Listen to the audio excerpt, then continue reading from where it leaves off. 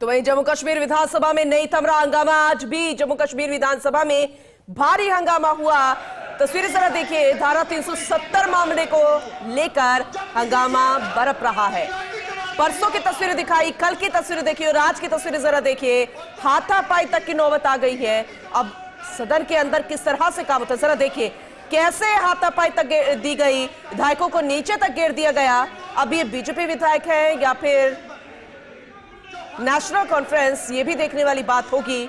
लेकिन इन सब के बीच में मुख्यमंत्री किस तरह से शांत बैठे हैं, अपने ड्राफ्ट्स को रीड कर रहे हैं। कोशिश होनी चाहिए स्पीकर द्वारा, कोशिश होनी चाहिए मुखिया द्वारा, कोशिश होनी चाहिए दिग्गजों द्वारा कि सदन को पूर्ण तरीके से जिस तरह से चलने की कार्यवाही होती है वो चलने दिया जा सके, ना कि पूरे देश में इस तरीके को लेकर बात हो कि जो कहा जा रहा है कि 370 को लेकर बैकफुट पर नहीं आएगी, चाहे वो बहाल नहीं हो सकता, फिर भी कोशिश की जा रही है, माहौल बनाने की कोशिश की जा रही है। अब ये माहौल नहीं तो और क्या, क्योंकि ये कॉन्स्टिट्यूशनल प्रक्रिया है, ये संभव नहीं है चाहे प्रस्ताव पारित कर दिया गया हो।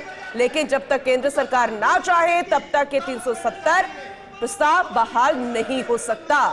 ये बड़ी खबर है, अहम जानकारी। तस्वीरें जरा देखिए और क्या कुछ अंदर चल रहा है ये भी सुनने की कोशिश कीजिएगा। कल विधानसभा ने आर्टिकल 370 बहाली का बैनर भी लहरा दिया और जिसका भाजपा विधायकों ने विरोध किया और फिर आपने देखा किस तरह की स्थिति हुई। आज ही वही स्थिति सामने नजर आ रही है। आदित्य, सवाल ये है कि आखिर ये हंगामा इसी तरीके से विधानसभा में कब तक चलता रहेगा, ये बवाल कब तक होता रहेगा? क्या आम जनता के, जब हम बात करते हैं उनके तो यहाँ पर मुद्दों को रखना चाहिए, लेकिन जब उनके जनप्रतिनिधि ऐसा करेंगे तो आम जनता के बाकी मुद्दों पर कौन बात करेगा, कौन उनको उठाएगा?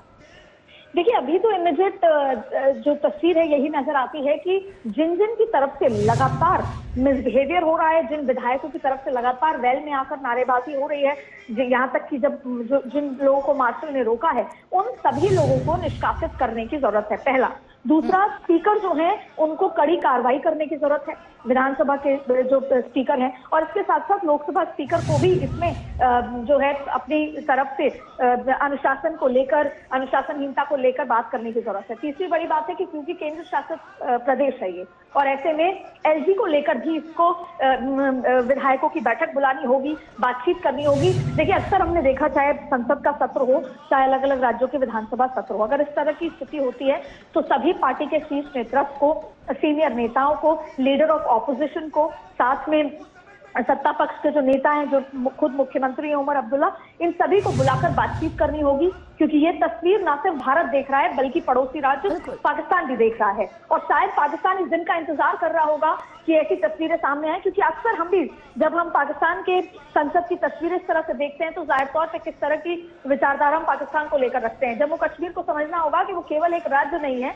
वो पूरे जो देश की तस्वीर को बयां करता है। और जिन मुद्दों पर लगातार बयानबाजी हो रही है वो एक बार फिर ये समझानी होगी, चाहे एलजी को, क्योंकि वो केंद्र का नेतृत्व करते हैं, वहां पर एलजी उपराज्यपाल है। सबसे महत्वपूर्ण बात यही है कि 370 का जिक्र हो, 35A का जिक्र हो, या फिर स्टेटहुड की बहाली की जो बात हो रही है वो केवल और केवल संसद में हो सकता है, उसका विधानसभा में कोई प्रोसीजरल मेथड नहीं है। और एनसी को, यानी सरकार को ये समझना होगा कि किस तरीके से, और आपको याद होगा कि प्रधानमंत्री ने जब चुनाव रैलियों के दौरान ये बार बार जिक्र किया था कि जो एजेंडा कांग्रेस का या एनसी का है, पाकिस्तान उसको बैकअप करता है और हम पाकिस्तान का एजेंडा लागू होने नहीं देंगे। जिस तरह की बार बार स्टेटहुड की बात है, देखिए स्टेटहुड के लिए सुप्रीम कोर्ट ने भी कहा है कि राज्य का दर्जा दिया जाना चाहिए, लेकिन ये बात एक बार फिर समझनी होगी कि केवल संसद में हो सकता है, केंद्र सरकार कर सकती है, प्रधानमंत्री नरेंद्र मोदी को इस बिल को संसद में रखना होगा। ये एक प्रोसीजरल लीगल तरीका है। गृह मंत्रालय की तरफ से जब तक रक्षा के मामले, जिस तरीके से सुरक्षा के इंतजाम, बॉर्डर सिक्योरिटी, मिलिटेंसी, ये तमाम चीजों के लिए क्लियरेंस नहीं मिलेगी, हम इसमें आगे नहीं बढ़ सकते। तो फिर क्या बार बार आम जनता को गुमराह करने की कोशिश नहीं की जा रही है कि ये बोल के कि ये जो 370 की वापसी का प्रस्ताव है इसको रख करके देखे तो हम कर रहे हैं? आपने वादा कर दिया, लेकिन होना तो केंद्र के थ्रू ही है सब कुछ। और ऐसा नहीं है कि ये बात जनता नहीं समझती, और ऐसा नहीं है कि ये बात वहां के लोग नहीं जान रहे हैं। सवाल ये उठता है कि जनता ने ना सिर्फ स्टेटहुड की बहाली, बल्कि वहां पर शिक्षा की जिस तरह से स्थितियां हैं, वहां पर नौकरी जॉब्स की जिस तरह से स्थितियां हैं, वहां पर जो बेहाल, क्योंकि 10 साल से वहां पर चुनाव नहीं हुए, 10 साल बाद लोकतांत्रिक रूप से चुनाव हुए, सरकार का गठन हो रहा है। ऐसे में केवल स्टेटहुड के अलावा ऐसे कई असंख्य मुद्दे हैं जिसको लेकर जनता उम्मीद कर रही है कि वहां की सरकार एक्शन करे। और उमर अब्दुल्ला को ये समझना होगा कि वो अपने पार्ट पे स्टेटहुड की बहाली के लिए एक ही चीज कर सकते हैं, जिसमें पहला तो यही है कि वो बार बार केंद्र सरकार से इस मुद्दे पर मुलाकात करें, बातचीत करें। लेकिन जो सबसे बड़ी एक्शन वो ले सकते हैं वो है सुरक्षा के इंतजाम स्टेट सरकार खुद मुख्यमंत्री होते हुए पुख्ता रखें। बॉर्डर्स पर अगर सिक्योरिटी बेहतर तरीके से होगी, मिलिटेंसी पर रोक होगी, इन्फिल्ट्रेशन पर रोक होगी, तमाम तरीके की सुरक्षा के अगर इंतजाम पुख्ता होंगे और गृह मंत्रालय की तरफ से रिपोर्ट होगी कि अब साख चौबंद अच्छी है और स्टेट गवर्नमेंट जो है वो पूरी तरीके से जिम्मेदारी को निर्वहन कर सकता है, तो जाहिर तौर पे सुप्रीम कोर्ट भी इस बात को कह चुका है कि जल्द से जल्द स्थितियां सामान्य होते ही स्टेटहुड दिया जाना चाहिए। तो उमर अब्दुल्ला सरकार में आए हैं 10 साल बाद, उनको इस दिन का, इस समय का सही तरीके से इस्तेमाल करके अगले 5 साल बाद होने वाले चुनाव को मद्देनजर रखते हुए, जनता ने जिस उम्मीद पर उनको चुन के लाए हैं उसको मद्देनजर रखते हुए उनको ये समझना होगा कि न सिर्फ स्टेटहुड बल्कि और भी उनकी जिम्मेदारियां हैं। हालांकि जो अभी स्थिति है उसके लिए जल्द से जल्द एक कंबाइंड बैठक बुलानी होगी, विपक्ष के नेता, सत्ता पक्ष के नेता, विधायकों को बुलाकर ये बात करनी होगी कि इस तरह का व्यवहार चल रही है, लेकिन हंगामा हो रहा है, सदन की कार्यवाही नहीं चल रही। सुनिए क्या कुछ चल रहा है वहां पर।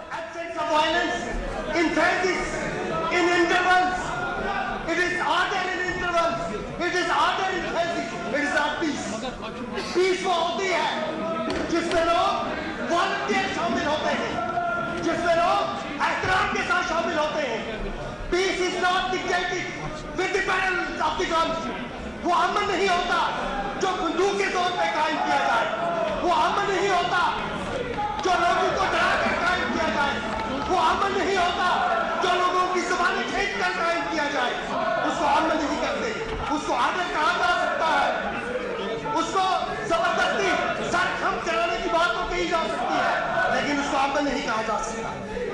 स्पीकर सर, दूसरी बात उन्होंने कही कि डेमोक्रेसी, इस फैसले से डेमोक्रेसी फ्लरिश करेगी। ऑनरेबल स्पीकर सर, यही है डेमोक्रेसी, यही है वो डेमोक्रेसी जिसकी वो बात कर रहे थे। जम्मू कश्मीर के लोगों ने अपने वर्डिक्ट दे दिया और जमहूरियत का टेस्ट किया है। जमहूरियत का टेस्ट किया है कि जब फैसला आ जाता है आवाम का, तो इस फैसले को कबूल करना उस जमात का सबसे ज्यादा फर्ज होता है जिस जमात पर एतमाद किया गया।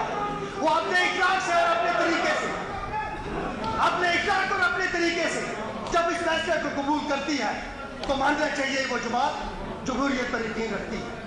जो तरीका इस वक्त इन लोगों ने इख्तियार किया कि हम ये कहते हैं कि ये कहते हैं अमर में और हज में जमहूरियत के नहीं होती। कल ऑनरेबल स्पीकर साहब, जहां एक ऑनरेबल मेंबर बीजेपी के, उन्होंने कहा हमारी तरफ उंगली करते हुए कि यू आर ओनली 23%, कहा कि आप सिर्फ 23%, और इसके डबल मीनिंग होते हैं ऑनरेबल स्पीकर साहब। मैं उनके पास गया और मैंने उनसे कहा कि ये आप उनकी सत्ता की बात कर रहे हैं क्या इस हाउस की बात कर रहे हैं? कहा आपको जो मर्जी है वो समझ।